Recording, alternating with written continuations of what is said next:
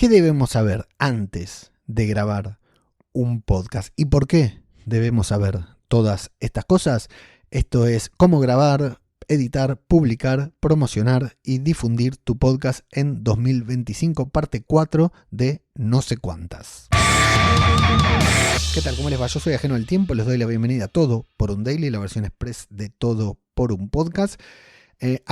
Veníamos en esta sucesión de una larga lista de 20 puntos que quería desarrollar, que no las voy a desarrollar todos a continuación, es decir, ahora le estoy dedicando los 5 primeros para ir desarrollándolos a lo largo de esta semana, pero los otros los retomaremos más adelante o por ahí invertiremos estos roles, pero más que nada quería saber bien, ya se lo dije el otro día, qué les parecían a ustedes estos puntos como para comenzar desde cero, ¿no?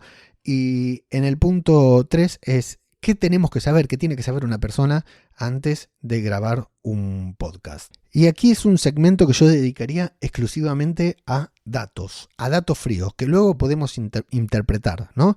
Pero agarraría, por ejemplo, Encuestapod o agarraría el informe del audio en español que sacaron de la Universidad de Nebrija, si no me equivoco, y agarraría todos estos informes sobre podcasting que muestran que cada vez se consume más contenido en audio, ¿no? Bueno, está bien, también demuestran que cada vez se consume más contenido en video, que demuestran, que nos hablan de la cantidad de horas que las personas pasan escuchando podcast, que la penetración, nos muestran de la penetración que el audio tiene en la sociedad, ¿no? Que lo escuchamos cuando lavamos los platos, cuando hacemos la cama, pero ya no daría, ya no, en este caso no me pondría a darlo desde una visión personal, sino que sí recogería, no demasiado, porque hay muchos, y la verdad es muy cierto, hace poco lo escuché a Milcar que decía que te agarran a 10 personas y ya con eso te sacan un informe, y es muy cierto.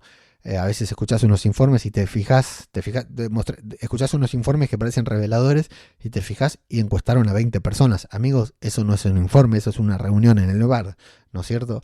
Pero agarraría 4 o 5 datos útiles, interesantes, que puedan ser representativos. Por ejemplo, que 40 y pico % de las personas que se conectan a internet escucharon al menos una hora de podcast a la semana. Me lo estoy inventando, sé que hay un dato por ahí dando vueltas, porque hace poco lo usé para una charla, pero por ejemplo sacaría ese dato, el decir, mira amigos, si vos tenés una marca, si vos querés dar a conocer una idea, con un podcast estás llegando, tenés la posibilidad de llegar al 40 y pico % de las personas que se conectan a internet en España, ¿no? Datos fríos, datos que se puedan medir, datos que puedan comprobar, verificar a la persona que está interesada en publicar un podcast, cuál es el alcance, cuál es el impacto, hasta dónde puede llegar, pero también datos que puedan hacerle poner los pies sobre la tierra y decirle que, y acá nuevamente me lo invento, pero no creo estar muy lejos de los datos reales, iría a buscar el dato, ¿verdad? Antes de hacerlo, pero que, no sé, el 20% de la gran mayoría de las reproducciones, descargas o visualizaciones de los contenidos en formato podcast se lo llevan muy pocos podcasts, y el resto de los contenidos en audio, no sé, el 80%, vamos por ahí arrastrándonos, arañando los que quedan. Es decir, todo el mundo escucha a Jordi Wild, todo el mundo escucha a, no sé, Estirando el Chicle, no sé si siguen publicando, a La Ruina, pero muy pocos van a escuchar podcast cinematográfico de Marvel o podcast infinito en comparación. Ahora también contrastaría ambos datos, ¿no? La cantidad de gente que escucha podcast, la cantidad de horas que se escuchan podcast, que la gran mayoría de la audiencia escucha, no sé, 10, 20 podcasts, 50, ponele, y que los demás peleamos por un puñadito de audiencia que está ahí dando vueltas, pero también contrastaría estos 3 datos con el tema de que no necesitamos una gran audiencia para tener un podcast que sea sostenible, que sea constante y que incluso pueda generar algún ingreso, suponiendo que esa fuera nuestra motivación, ¿sí?